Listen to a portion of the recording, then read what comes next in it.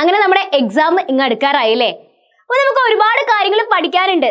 അപ്പോൾ നമ്മളിപ്പോൾ കുറച്ച് ദിവസങ്ങളായിട്ട് നമുക്ക് വരാൻ ചാൻസ് ഉള്ള ആക്ടിവിറ്റീസും കാര്യങ്ങളൊക്കെ നമ്മൾ പഠിച്ചുകൊണ്ടിരിക്കുക. ഇന്ന് മിസ് വന്നിരിക്കുന്നത് വിശകലന കുറിപ്പ് എങ്ങനെ എഴുതാന്ന് പറഞ്ഞു തരാനാണ്. ഓക്കെ, അപ്പൊ റെഡി ആണോ? എല്ലാവരും റെഡി ആണോ? എങ്കിൽ മിസ് വേഗം വീഡിയോയിലേക്ക് കിടക്കട്ടെ. യെസ്, അപ്പം മിസ്സിന്റെ വീഡിയോ ഇഷ്ടപ്പെട്ടാൽ നിങ്ങൾ എന്താ ചെയ്യേണ്ടത്? ലൈക്ക് ചെയ്യുക. അതേപോലെ തന്നെ നമ്മുടെ ചാനൽ ഇതുവരെയായിട്ട് സബ്സ്ക്രൈബ് ചെയ്യാത്തവരാണെങ്കിൽ ചാനൽ സബ്സ്ക്രൈബ് ചെയ്യാൻ മറക്കരുത്. അതേപോലെ തന്നെ നിങ്ങൾ നിങ്ങളുടെ ഫ്രണ്ട്സിലേക്കും ഇത് ഷെയർ ചെയ്യാൻ നോക്കുക. ഓക്കെ ആണല്ലോ? നിങ്ങളുടെ വിലപ്പെട്ട കമന്റ്സും കാര്യങ്ങളൊക്കെ നിങ്ങൾ കമന്റ് ബോക്സിൽ രേഖപ്പെടുത്തുക കേട്ടോ. വിശകലന കുറിപ്പ്.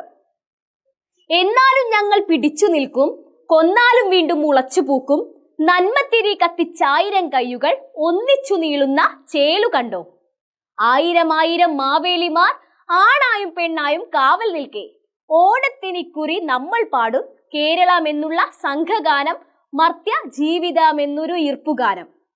ഒന്നിൽ ഒരു കോടി മാവേലിമാർ എന്ന കവിത നൽകുന്ന സന്ദേശം എന്താണെന്നാണ് ചോദിക്കുന്നത്.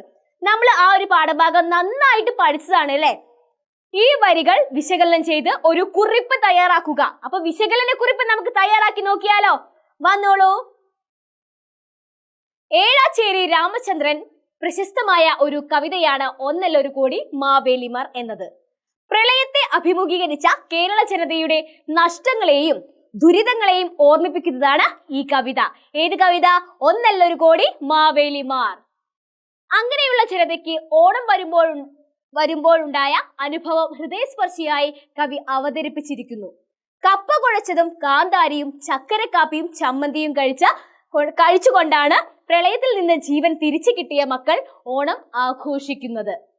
മുമ്പ് അവരോടൊപ്പം ഓണം ആഘോഷിച്ചവർ ഇന്ന് അവരോടൊപ്പം ഇല്ല എന്ന ഓർമ്മ അവരെ വല്ലാതെ വേദനിപ്പിക്കുകയും അവർക്ക് ഒട്ടും സന്തോഷിക്കാൻ കഴിയാതെ പോവുകയും ചെയ്യുന്നു.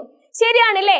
ഇപ്പൊ കഴിഞ്ഞ കൊല്ലം നമ്മളെ കൂടെ ഓണം അതേപോലെ വിഷു ആഘോഷിച്ചിരുന്ന ആൾക്കാര് ഇന്ന് നമ്മുടെ കൂടെ ഓണം ആഘോഷിക്കാൻ അല്ലെങ്കിൽ വിഷു ആഘോഷിക്കാൻ അല്ലെങ്കിൽ പെരുന്നാൾ ആഘോഷിക്കാൻ നമ്മുടെ കൂടെ ഇല്ലാതെയാവുമ്പോൾ ഉള്ളൊരു വിഷമം ഉണ്ടല്ലോ, അത് വല്ലാത്തതാണല്ലേ? അതാണ് ഇവിടെ പറയുന്നത്.